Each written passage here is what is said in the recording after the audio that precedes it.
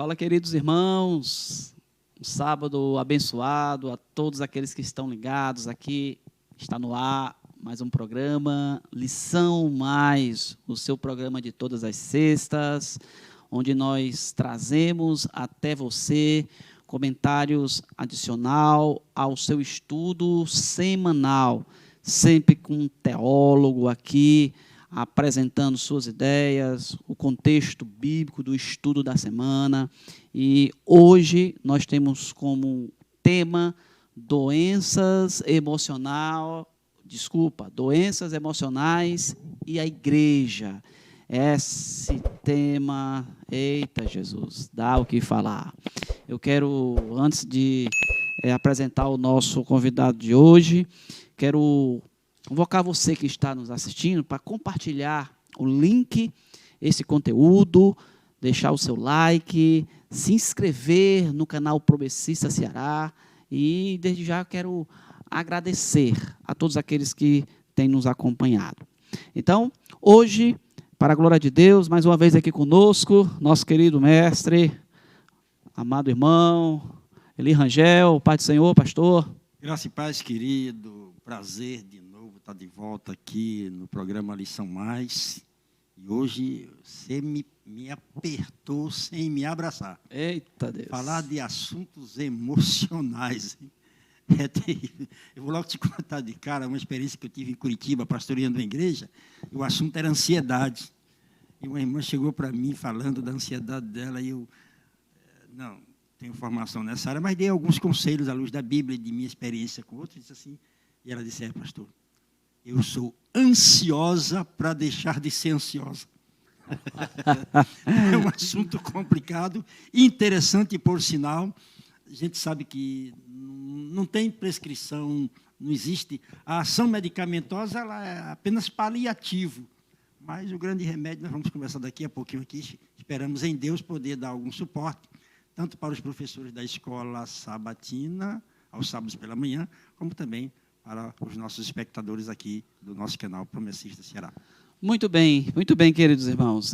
Com certeza, falar dessa temática é muito importante, porque nós estamos vivendo essa realidade, por que não dizer, do nosso lado, até conosco mesmo, está acontecendo. A gente tem números que cada dia mais eles pioram. A gente tem aí uma média de 33 pessoas que se suicidam no Brasil por dia. É por dia, não é por semana, não é por mês, é por dia. E a gente já está aí com uma média de 7% da população brasileira que desenvolveu a depressão, 6% a ansiedade, sem contar os outros transtornos, como fobias, como os TAGs da vida. Então, esse tema ele está cada dia mais avançando. Nós tivemos há pouco Setembro, né, Amarelo, em que conscientiza a população a respeito do suicídio. Mas aqui, Eli Rangel, e você que está nos assistindo, a gente não quer trazer aqui uma cura, né? A gente não quer apresentar cura, a gente não quer aqui, de repente, trazer o antídoto contra a ansiedade. A gente quer fazer uma análise como teólogos, né? A minha pessoa como técnico da psicologia, a gente quer fazer uma análise e onde há o nosso ambiente, que é a igreja, até porque o tema é as doenças emocionais e a igreja.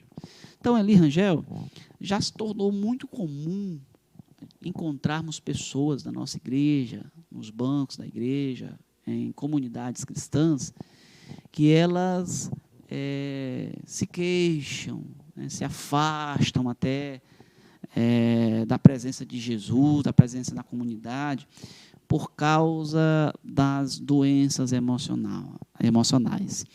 Na sua visão, o que é que está acontecendo, o porquê disso? Se o senhor quiser falar alguma coisa nesse sentido, vai com certeza acrescentar aqui nosso debate.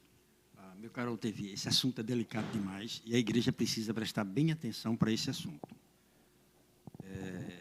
No meu ministério, muito mais de 40 anos de ministério,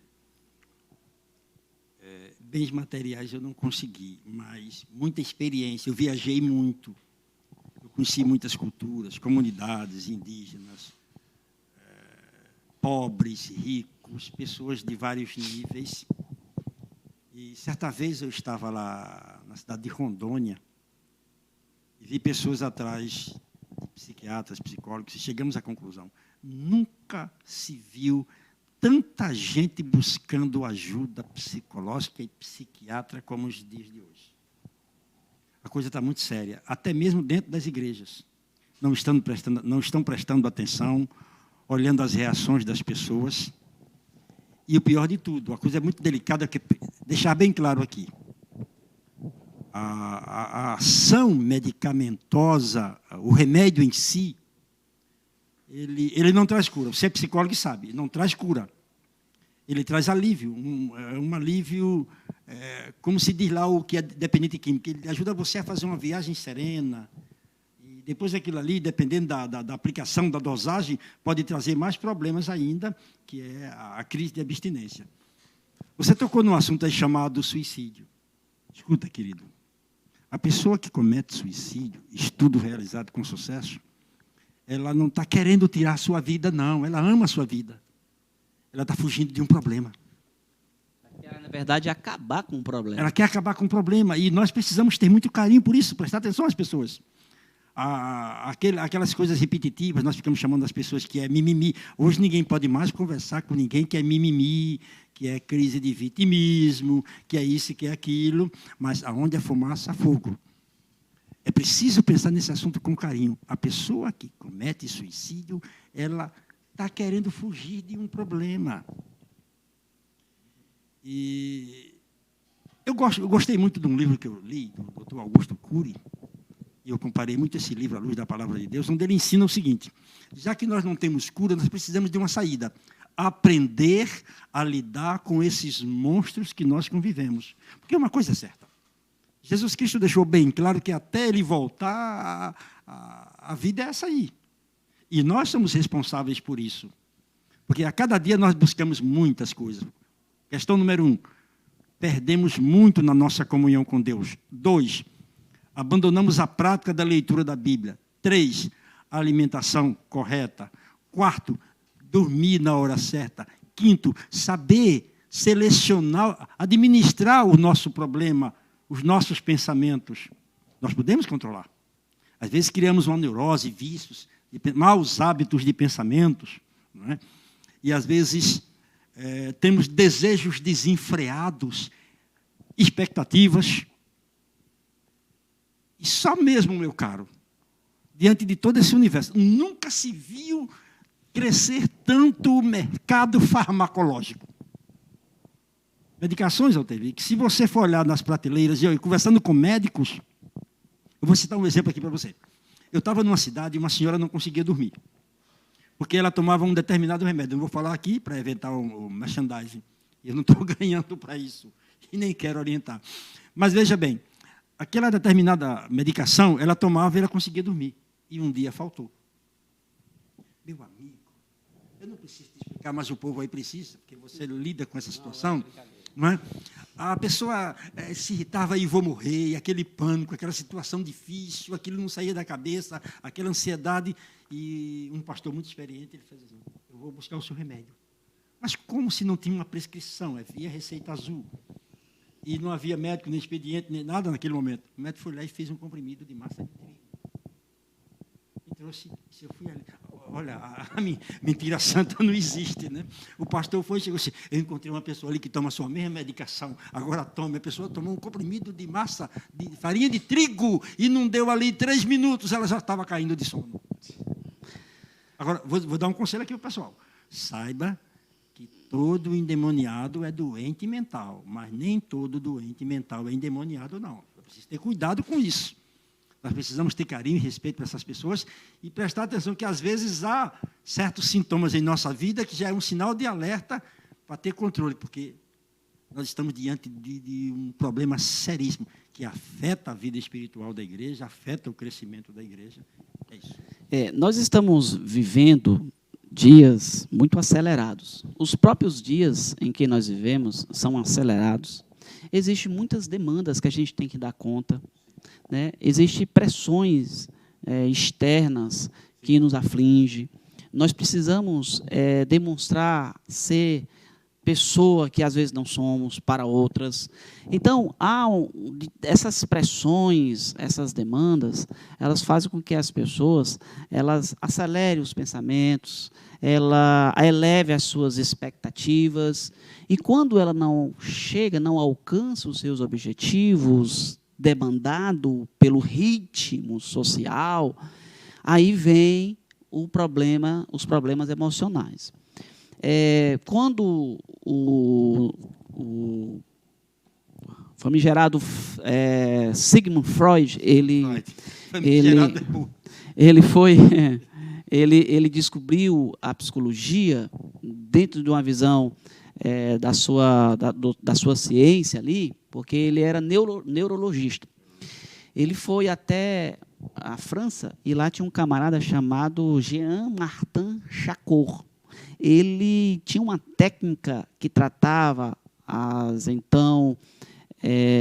pessoas que tinham demandas, né, na área da mente, com a hipnose. Então, ele passa a ensinar Freud a hipnose, e Freud, quando volta para Viena, ele tenta fazer isso com seus pacientes, porque ele era médico, neurologista. Só que isso não deu certo. Porém, ele começou a conversar com as pessoas, e as pessoas começaram a melhorar. E aí veio o início da psicanálise, né, que foi criada por Freud. Quando as pessoas começam a melhorar, pronto, Freud inventa a psicanálise. Mas se a gente for analisar a prática da psicanálise, assim, não precisamente nos moldes freudianos, mas na prática, que é o diálogo, a gente tem em Jesus isso.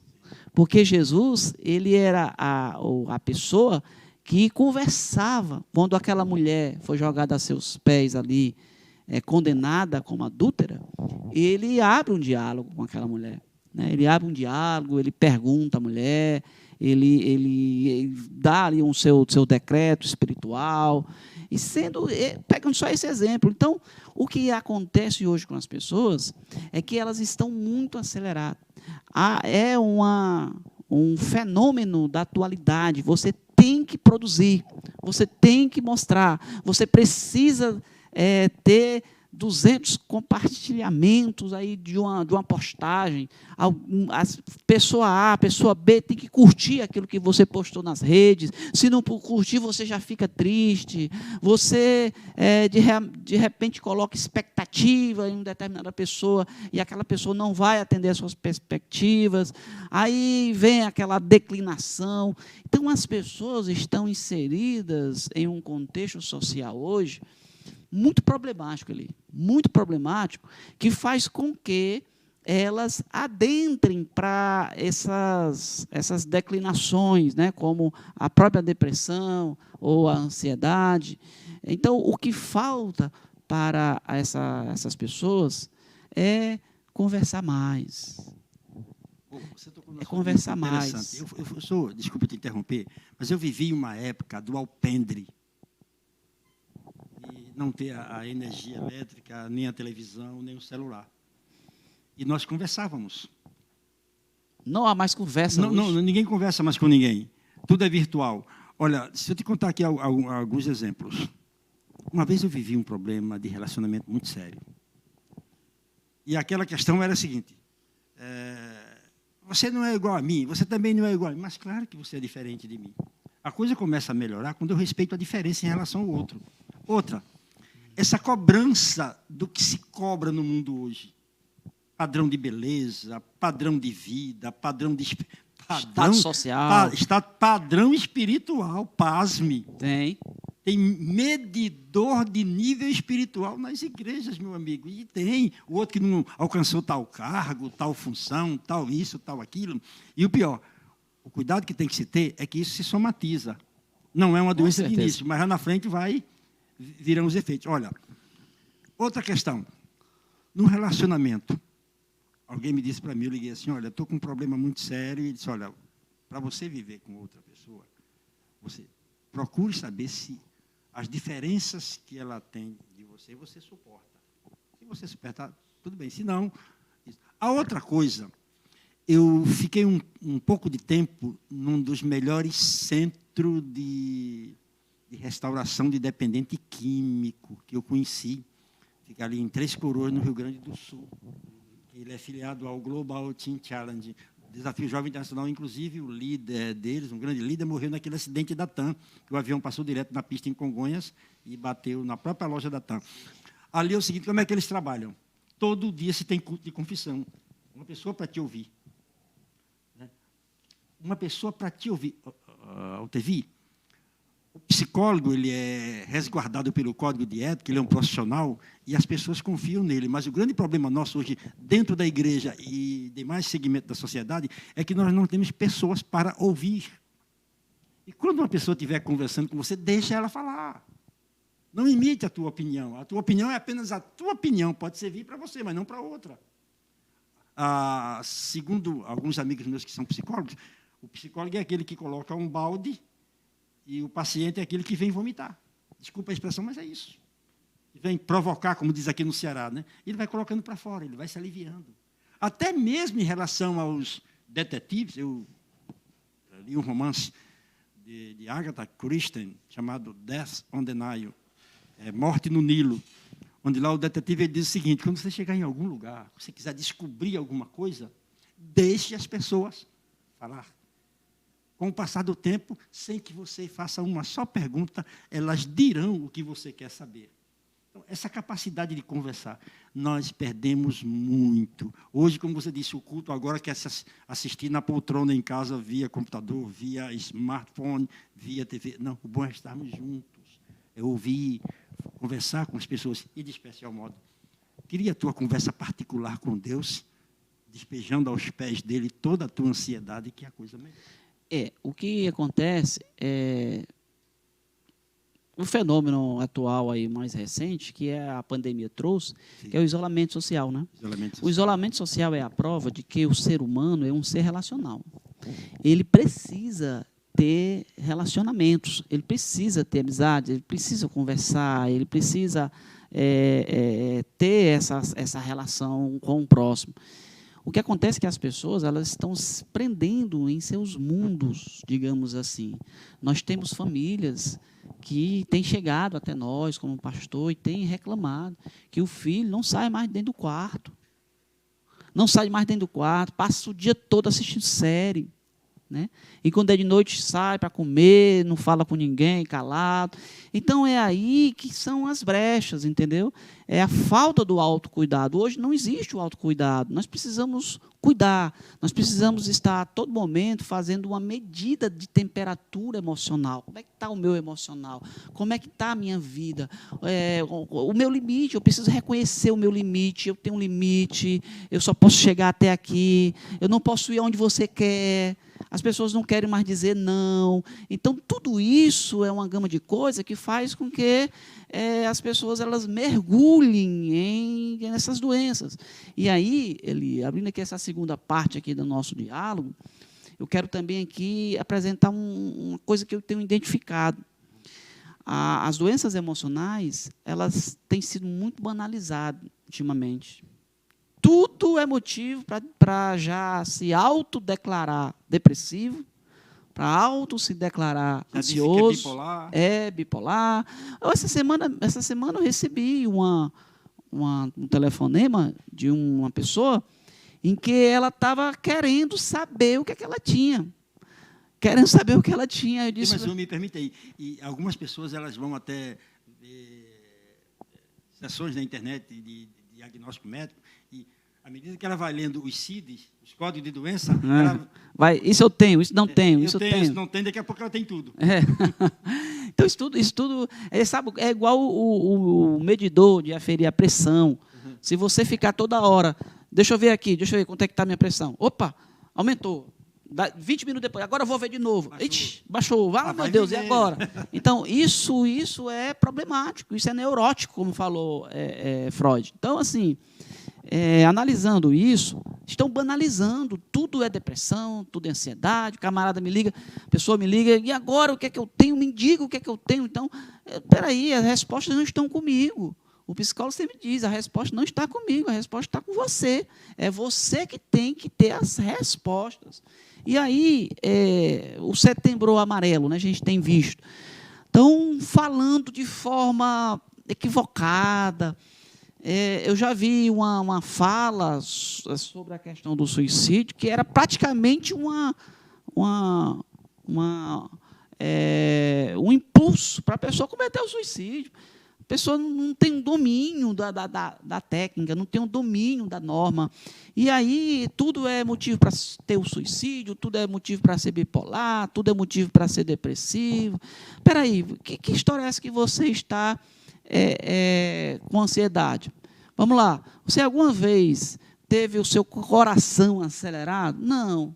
Muito bem. Você alguma vez sentiu sua boca ficar seca? Não. Você alguma vez ficou sem ar, respirando muito pouco, ofegante? Não. Pronto, o TAG já está descartado. Mas a pessoa diz, não, mas eu tenho ansiedade. Aí eu digo para você com propriedade, todos nós temos níveis de ansiedade, ok. Porque se não fosse esses hormônios, como a adrenalina, como a ocitocina, nós estaríamos estagnados nesse mundo. Nós precisamos ter, nas nossas veias, esses hormônios da ansiedade. Ele faz com que a gente fuja, faz com que a gente esteja atento. Opa, essa escada vai cair, pelo amor de Deus, e tal. Então, tudo isso medo, né? isso. O medo é maravilhoso. Se a gente analisar uma coisa triste aqui, mas triste assim, falando no sentido geral, Brasil e Alemanha, né? 7-1. A Alemanha, deixa eu ver, 16 anos antes, levou 2-0 na Copa do Mundo, na final da Copa. 2-0. Eles foram se desesperar? Ora, não. Espera aí, o que está errado aqui? Vamos ajeitar aqui. Vamos contratar técnico, vamos trabalhar as seleções de base e tal. E chega em 2014 para enfrentar a seleção brasileira, a Alemanha entra com medo, porque perdeu da última vez. Ela pode perder. Só que o Brasil, perdendo o seu principal jogador, entra o quê? Apavorado. Né? O pavor é que é o problema, o medo não, porque o medo, pânico, né? o pânico tira o raciocínio da pessoa, tira o equilíbrio. E aí o Brasil entra em pânico e a Alemanha entra com medo. 7-1 para o medo. Quando ela descobre que o medo já havia neutralizado todos os setores da equipe brasileira. Porque o medo faz com que eu tenha cuidado. Eu vou ligar um aparelho, eu de repente posso ter um medo de levar um choque, né? Agora, se eu tenho um pânico de ligar um aparelho, eu vou sentir mal, eu vou, de repente, desmaiar, entendeu? Eu vou entrar em pânico. Então, as pessoas precisam entender esse formato de doença emocional, de verdade. Não se diagnostique, não diga que você tem isso, que você tem aquilo. A dica que eu dou aqui é que você amplie as suas amizades, converse mais, sorria mais. Busque na presença de Cristo, nosso maior e melhor psicólogo. Busque fazer leitura bíblica. Busque ter relacionamentos saudáveis. Evite a solidão, né? O homem foi feito depois da mulher. Deus viu que não era bom ficar só. Então, evite a solidão e prossiga para o alvo que é Cristo. Olha, me permita, você fez uma uma análise à luz da tua formação, no caso psicólogo. Eu vou fazer agora aqui, acredito que está partindo para o final o nosso debate. O homem, para viver, ele precisa do entendimento da cruz. Na horizontal, ele tem que se relacionar com as pessoas, com as amizades. Querido, por favor, querido, não joga teu celular fora, mas diz para ele que ele está tomando muito do teu tempo. Diz para você mesmo que teus amigos do Face não são teus amigos do Face, teus amigos. Você precisa ter pessoas para conversar, para se relacionar, para desabafar, para trocar ideias. para trocar experiências, mas isso no contato. No contato, isso é importante. Está todo mundo hoje vivendo entre quatro paredes e atrás de uma vida virtual, não. E do lado de Deus, como é que fica? Eu fui assistir uma palestra lá em Curitiba de um pastor, já velhão, ele já é falecido, o pastor Rodney Henry, lá do Colorado. E ele... Eu vou terminar a minha fala aqui com o início da palestra dele. Quando ele começou, ele só falou isso, ó, in the beginning, God. No princípio, Deus. Eu não tenho mais explicação sobre isso, é Deus no princípio. Aí depois ele falou assim, vocês querem saber uma coisa? Aí ele disse assim, God created the man, or human being, a raça humana, for a personal relationship with him. Deus, eu não esqueci mais, Deus criou o homem e a raça humana para um relacionamento pessoal com ele. Aí eu te digo uma coisa, pastor Otávio.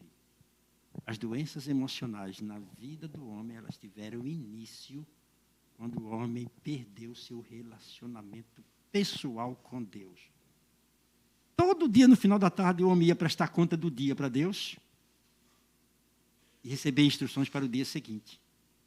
Parece que é o Salmo 92 que diz assim, bom é render graças ao Senhor para de manhã anunciar a sua benignidade e todas as noites a sua fidelidade.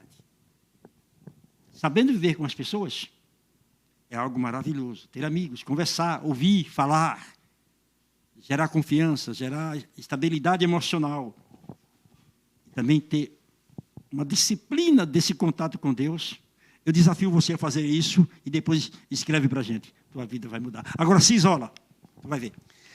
Para fechar, eu queria aqui deixar uma fala técnica para vocês, que as doenças emocionais, quando elas chegam, elas vêm para tirar a paz.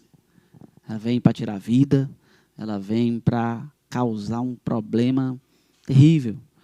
E a gente precisa se cuidar. A gente precisa se cuidar. Porém, todavia, não venhamos ter preconceitos em procurar um psiquiatra, em procurar um psicólogo, depressão, ansiedade, problema emocional, não é demônio, né?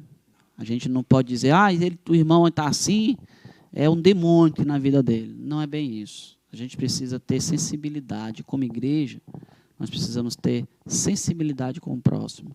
Se você perceber que alguém está passando por um problema emocional, vá lá, converse com ele, identifique, ajude de alguma forma, faça com que ele entenda a necessidade de buscar um profissional, seja na área da psicologia ou da psiquiatria. Essas pessoas, elas precisam de uma ajuda, né? Nós temos uma cadeia de líderes nesta área de formação que estão a postos para ajudar. Então, isso não é um demônio, não é o demônio que está atrapalhando a sua vida. Não é bem assim, não. Não vamos classificar nem rotular ninguém disso, não. Porque uma vez aconteceu, até nas nossas igrejas, uma pessoa tendo uma parada cardíaca. Pode ter mesmo uma crise de epilepsia? E a outra dizendo, não, isso aí nela aí não é nada, não, isso é um demônio. Bora expulsar o demônio. Aí todo mundo começou a orar que era o demônio. E a pessoa estava morrendo. E morreu. Foi a óbito. Foi a óbito. Morreu de verdade. Se ela ter levado a tempo ao hospital, talvez tivesse sido salvo. Então, as pessoas, às vezes, espiritualizam muito. Então, há um desafio aqui, para nós, como cristãos, saber identificar o que é demônio, porque a gente sabe que a ação demoníaca existe, né? A gente não está aqui para negar. Porém, identificar também quando há uma demanda emocional. Quando vê uma pessoa triste, há muito tempo, uma pessoa que está apresentando essa característica, e você pesquisa e vê e se identificar que realmente é uma depressão, ou ansiedade, ou um transtorno de bipolaridade, ou uma síndrome do pânico, ou um transtorno antissocial, a gente precisa encaminhar as autoridades competentes, que são os profissionais de saúde na área da mente. Então, é isso. Vamos cuidar uns dos outros, porém, a dica final, não vamos banalizar as doenças emocionais, não vamos achar que elas não existem de maneira nenhuma, não vamos dizer que é o demônio e vamos procurar ajuda de profissionais. E, por fim, é lógico que a primeira coisa que a gente tem que fazer é o que o nosso teólogo aqui falou. Nós precisamos de Jesus, ter essa relação vertical e também horizontal com o próximo. É essa a dica que eu quero deixar. Rangel, muito obrigado por mais uma vez estar conosco aqui. Prazer. Foi muito proveitoso. Que Deus te abençoe cada vez mais. Quer deixar aí uma fala final? Quero. A nossa responsabilidade na visão teológica é trazer as pessoas para um relacionamento com Deus e com as pessoas. Agora, deixar bem claro, quando a doença emocional ela tem um controle, está em início, isso eu falei com um profissional, em início, se tem um tipo de tratamento, uma conversa, um bate-papo, um lazer, a própria igreja também. Agora, chega a determinado momento dessa situação que eu quero dizer para vocês. Muita gente ia para psiquiatra e psicólogo escondido, achando que ia para a mão de um secretário do diabo, de uma coisa... Era uma discriminação terrível. Não. Ele é um profissional na área de saúde, formado em medicina, com especialização em doença mental. Assim como é na área de cardiologia, neurologia e outras, tem um profissional nessa área aí. Então, o nosso conselho... Claro, como eu disse no início, o remédio não vai te curar, mas quando a doença está na fase aguda, ela precisa, sim, da ação medicamentosa, que ali vai te ajudar, é um auxiliar, é algo que está te ajudando a passar. Por isso que existe, além dos psiquiatras, a psicoterapia e a psicologia, para ir reorganizando a cabeça da pessoa, e aí sim, aí é com você. Procura Deus que Ele faz o complemento dessa situação. Você vai aprender a conviver. Não estou dizendo que você vai se livrar desses monstros. Até a volta de Jesus Cristo, eles irão existir. Agora, com Jesus, você vai saber administrar isso muito bem. Amém. Muito obrigado, meu querido. Que Deus abençoe a todos vocês. Até o próximo programa, se o Senhor permitir. Esse foi o Lição Mais dessa semana, que com certeza acrescentou aí ao seu estudo informações relevantes. Que Deus em Cristo abençoe a todos vocês. Em nome de Jesus, até o próximo programa.